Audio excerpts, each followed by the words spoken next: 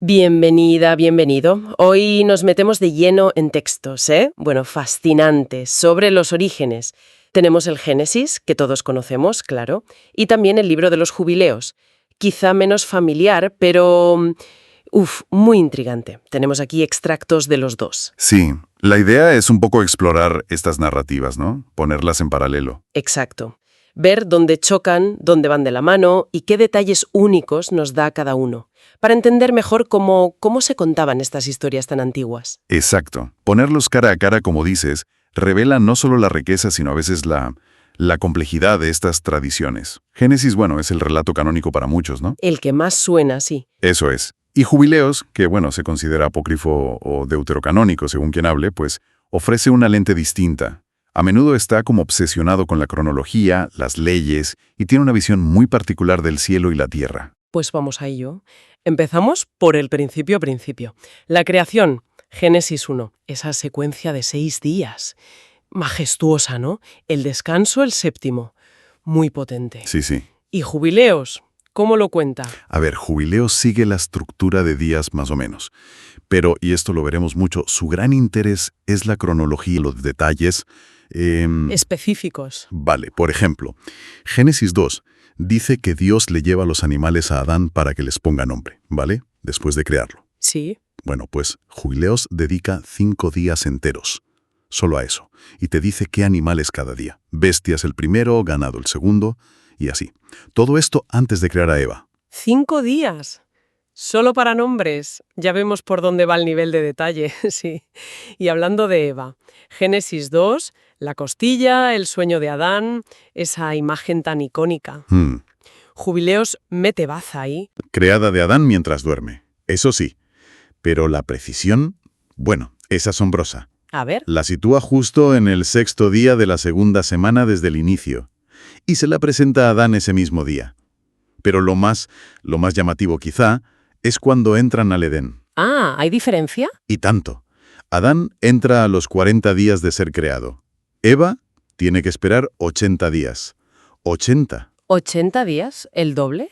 Eso es muy específico. ¿Y por qué? ¿Se sabe? Pues sí. Jubileos lo conecta, y de forma explícita además, con las leyes de purificación, las que aparecen mucho después en Levítico 12. Anda. Sí, esas que dicen que una mujer es impura 40 días si da a luz a un niño y 80 si es niña.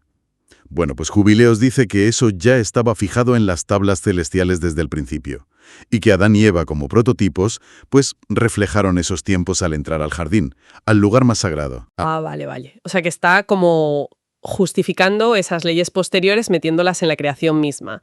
No es un detalle porque sí. Para nada. Es una característica clave de Jubileos. Busca anclar leyes, calendarios, todo, en los eventos del principio. Como si fueran ordenanzas eternas, ¿sabes? Entiendo. Y sobre la vida en el Edén, Génesis dice que estaban desnudos, sin vergüenza. Sí, el 2:25. Pues Jubileos añade un tiempo. Estuvieron allí 7 años. 7. Labrando, cuidando el jardín. Y ojo, instruidos por nosotros, dice. Que en Jubileos son los ángeles, claro. 7 años. Y con clases particulares de ángeles. Es otra imagen, ¿eh? Desde luego. También confirma la desnudez, inconsciente de Adán. Y que recogía frutos, comía, guardaba. Pero bueno, sabemos que esa armonía no dura. La caída. El momento clave. ¿Cómo lo cuentan? Gen 3, Jub 3. La historia básica es la misma, ¿no? La serpiente, Eva, la tentación, el fruta prohibido, Adán, comen, se dan cuenta de que están desnudos. Sí. Pero, claro, Jubileos te da la fecha exacta, otra vez. No me digas. Sí. La caída ocurrió el día 17 del segundo mes, justo cuando se cumplían los 7 años en el Edén, al día. Es sobreentendente. Casi como una entrada de diario, celestial, ¿no? ¡Qué precisión!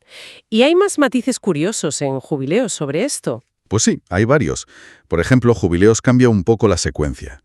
Dice que Eva primero cogió hojas de higuera y se cubrió ella, y después le dio el fruto a Adán. Ah, sí. En Génesis parece que comen los dos y luego se dan cuenta y se cubren juntos, ¿no? Eso parece en Génesis, sí. Una realización casi simultánea. Aquí no. Jubileos hace que Eva actúe primero para cubrirse, lo cual, bueno, se podría interpretar de varias formas, ¿no? Quizá, no sé, enfatizando su papel o su conciencia previa. Interesante. Cambia un poco la dinámica, sí. ¿Algo más? Pues añade un acto después de la expulsión. Adán ofrece un sacrificio, de incienso, especias, como ofrenda agradable a Dios. El mismo día que se cubrió, dice. ¿Un sacrificio? Y quizá lo más sorprendente, que no está en Génesis para nada. Jubileos afirma que, por la caída, ese mismo día se cerró la boca de todos los animales. ¿Cómo? Sí, bestias, aves, reptiles, todos. Que hasta ese momento, según Jubileos, hablaban, entre ellos y con los humanos, en un solo idioma, imagínate. Animales parlantes hasta la caída. Vaya giro. Génesis se centra más en las consecuencias directas, ¿no? Las maldiciones para cada uno, la expulsión. Claro, ambos detallan las maldiciones, sí, aunque Jubileos las resume un poco. Y de nuevo, precisión de Jubileos. La expulsión fue en la luna nueva del 4º mes, y se fueron a la tierra de Elda, la tierra de su creación. Ajá. Y un último detalle curioso. Jubileos conecta lo de cubrirse las nubes con una ordenanza divina, de las tablas celestiales, contra la desnudez pública, que muchos ven como una crítica a costumbres griegas de la época, ¿sabes? Los gimnasios y eso. Otra vez, usando la historia inicial para legislar o criticar cosas de después. Es un patrón clarísimo en Jubileos. Totalmente. Y claro, tras la expulsión, la historia sigue fuera del paraíso. Y no tarda en llegar la tragedia. Caín y Abel. Gen 4, Jub 4. El núcleo es el mismo. La ofrenda de Abel aceptada, la de Caín rechazada. Y eso desata la furia de Caín. Sí. Pero Jubileos, fiel a sí mismo, fechas. Dentro de su sistema de jubileos, claro, un jubileo son 49 años, 7 semanas de años. Vale. Pues Caín nace en la 3ª semana del 2º jubileo, Abel en la 4ª. Y ojo, una hija, Aguán se llama, nace en la 5ª semana. Y el asesinato, 1er año del 3er jubileo. Menciona a una hermana por su nombre, Aguán. ¿Y cuándo nace? Génesis es mucho más vago. Solo dice después que Adán tuvo más hijos e hijas, sin nombres ni fechas. Exacto. Y Jubileos no solo la nombra, dice que Caín se casó con ella, con Aguán, y tuvieron a Enoc, otro Enoc, no el famoso, al final del 4º jubileo. ¡Ostras! Y rellena más huecos, que Adán y Eva lloraron a Abel durante 4 semanas de años, o sea 28 años, antes de tener a Set. 28 años de duelo. Sí, y que Adán tuvo otros 9 hijos después de Set, e incluso nombra a la mujer de Set, su hermana Azura. Nombres para las hermanas, fechas para todo, matrimonios entre hermanos, dichos así, sin tapujos. Jubileos parece empeñado en rellenar cada hueco que deja Génesis, creando una crónica familiar detalladísima, aunque bueno, basada en el incesto, claro. Tal cual. Y el castigo de Caín. Hay diferencias. El castigo básico es similar. Maldito, la tierra no le da fruto, fugitivo errante. Sí. La diferencia, otra vez, es la justificación de Jubileos. Dice que se basa en una ley eterna de las tablas celestiales. Maldito quien hiera a su prójimo a traición. Siempre las tablas. Siempre. Y Jubileos va más allá.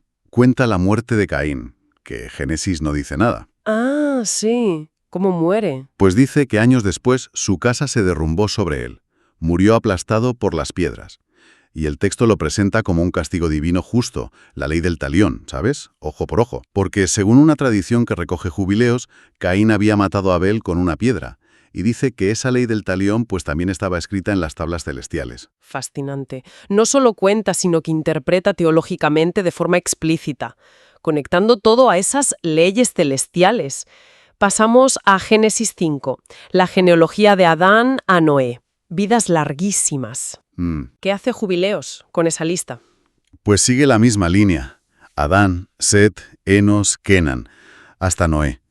Pero, como ya te imaginas, añade detalles. A ver. Lo más notable, nombra a las esposas de cada patriarca, que en Génesis no aparecen. Nombra a Noam, esposa de Enos, Mualelet de Kenan, Dina de Mahalalel, Baraka de Jared, Edni de Enoc, Edna de Matusalén, Betenos de Lamec. Muchas son primas o parientes, dice. Ajá. Y por supuesto, cada nacimiento y matrimonio fechado meticulosamente en su sistema de jubileos y semanas de años. Dar nombre a las mujeres es un detalle, ¿eh? Aunque sigan definidas por su relación con ellos. Pero hay uno en esa lista que destaca, en ambos textos. Enoc. Enoc. Génesis es súper conciso, ¿no? Caminó con Dios y desapareció porque Dios se lo llevó. Misterioso total. Sí. Pues Jubileos le dedica un buen trozo. Expande su figura muchísimo. Lo convierte en un personaje central. ¿En qué sentido? Lo describe como el primero en aprender a escribir, el primero en recibir conocimiento, sabiduría divina. El que primero escribió un testimonio y registró las señales del cielo, la astronomía, los calendarios, el primero en escribir sobre los jubileos, los meses. Vamos, que lo convierten en el inventor de la escritura y la ciencia, casi. Prácticamente. Y más. Tuvo visiones del futuro, del juicio. Pasó 6 jubileos enteros, 294 años, con los ángeles, aprendiendo todo lo que hay en la tierra y en los cielos. 6 jubileos. Sí. Y testificó contra los vigilantes, los ángeles caídos de los que ahora hablaremos. Y su final no es que desaparezca, no. Fue trasladado con honor al jardín del Edén, y sigue allí. En el Edén. Sí. Como escriba celestial, registrando la condena del mundo, testigo de todo hasta el juicio final. De hecho, Jubileos dice que por estar él allí, por ser un testigo justo en el Edén, Dios trajo el diluvio sobre esa tierra en concreto, para purificarla. Impresionante. De una frase enigmática en Génesis a un escriba casi divino viviendo en el Edén, ¿por qué tanta importancia para Enoc en Jubileos? Mucho más que en Génesis. Pues podría tener que ver con el auge de corrientes apocalípticas, sapienciales, en el judaísmo de esa época, ¿no? Del Segundo Templo. ¡Ah! Valoraban mucho la revelación secreta, el conocimiento oculto. Y Enoc, esa figura tan antigua y misteriosa, era perfecto, el candidato ideal para ser el receptor original de esa sabiduría, incluyendo, y esto es clave para Jubileos, el calendario solar correcto y las leyes celestiales. Darles autoridad a Enoc, pues, legitimaba las enseñanzas del grupo que seguía este libro, ¿entiendes? Sí, tiene todo el sentido. Y esa mención a los vigilantes nos lleva directos a Génesis 6. Ese pasaje corto, pero tan raro. Los hijos de Dios, las hijas de los hombres, los gigantes, los Nefilim y la corrupción que lleva a Dios a querer mandar el diluvio. Génesis ahí es breve y enigmático, sí. Jubileos, en cambio, se explaya. Ofrece una interpretación muy concreta, muy detallada. Vale. Identifica a los hijos de Dios directamente como ángeles del Señor o vigilantes. Es un término que sale también en Daniel, en otros textos como el libro de Enoc. Vigilantes. Sí. Y dice que estos ángeles descendieron a la tierra en tiempos de Jared. Incluso juega con el nombre Jared y la raíz hebrea de descender, YRD. O sea, que bajaron del cielo. ¿Y para qué? Al principio. Pues según Jubileos, la misión inicial era buena, ¿eh? Fueron enviados para enseñar a la humanidad, para que practicaran el juicio, la rectitud. Eran como instructores celestiales. Vaya, una misión buena que se tuerce entonces. Terriblemente. La cosa se pone oscura. Ven la belleza de las hijas de los hombres, las desean, se corrompen, se saltan las normas, se unen a ellas y tienen hijos, los gigantes, los Nefilim. Ajá. Pero lo que Jubileos se recalca mucho y que va más allá de Génesis 6 es que esto causó una corrupción universal, no solo entre ángeles y humanos, afectó a toda la carne, hombres, ganado, bestias, aves, todos pervirtieron sus caminos, su orden natural. Llega a decir que empezaron a devorarse unos a otros, el mundo sumido en el caos total. Qué fuerte, la corrupción no es solo humana, es como una contaminación cósmica que afecta a todo. Originada por ángeles caídos, es una visión mucho más dramática del origen del mal, muchísimo más. Y Jubileos también detalla el castigo para estos vigilantes. Dios ordena atarlos de pies y manos, arrojarlos a las tinieblas, encarcelarlos en las profundidades de la tierra, hasta el juicio final. ¿Y los gigantes? ¿Sus hijos? Pues relata que fueron incitados a matarse entre sí, con la espada, una especie de guerra civil entre ellos, mientras sus padres ángeles miraban, impotentes, antes de ser encarcelados también. Una escena terrible. Tremendo. Comparado con esto, Génesis 6 es casi un susurro. deja muchas preguntas, ¿no? ¿Quiénes eran esos hijos de Dios, ángeles, descendientes de Set, reyes? ¿Qué pasó con los Nefilim? No lo aclara. Precisamente. Ese pasaje ha dado que hablar durante siglos. Jubileos nos da una interpretación muy desarrollada que influyó mucho en el judaísmo posterior y en el cristianismo primitivo. Refleja una teología muy preocupada por la pureza, los límites entre cielo y tierra, el origen del mal, que aquí viene mucho de ángeles, no solo de humanos, y la intervención de Dios para restaurar el orden. Entiendo. Eso sí, ambos textos, Génesis y Jubileos, coinciden en que la maldad humana era enorme y que solo Noé encontró gracia ante Dios. Sí, eso sí. Pero Jubileos subraya que Noé fue elegido por ser perfecto y recto, sin desviarse, salvando a sus hijos por su propio mérito, digamos, en medio de toda esa corrupción. ¡Qué recorrido, eh! Hemos visto Génesis con esa narrativa fundamental, a veces casi poética, y Jubileos como un comentarista súper meticuloso, a veces polémico, expandiendo la historia con genealogías, fechas exactas, Enoc como figura central de la revelación y esa mitología tan elaborada sobre los vigilantes y el mal cósmico. Sin duda, lo valioso de compararlos es ver en acción cómo una tradición religiosa viva, interactúa con sus textos sagrados, ¿no? Jubileos no solo recuenta, relee, reinterpreta, busca responder a preguntas de su época, justificar prácticas como su calendario solar de 364 días, que era distinto a otros, y reforzar una visión del mundo muy particular. Sí.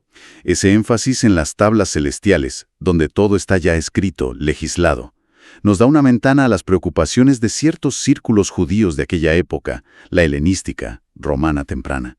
Es fascinante. Nos deja pensando, ¿verdad? Por un lado, ver que no había una única forma de entender estas historias tan fundacionales.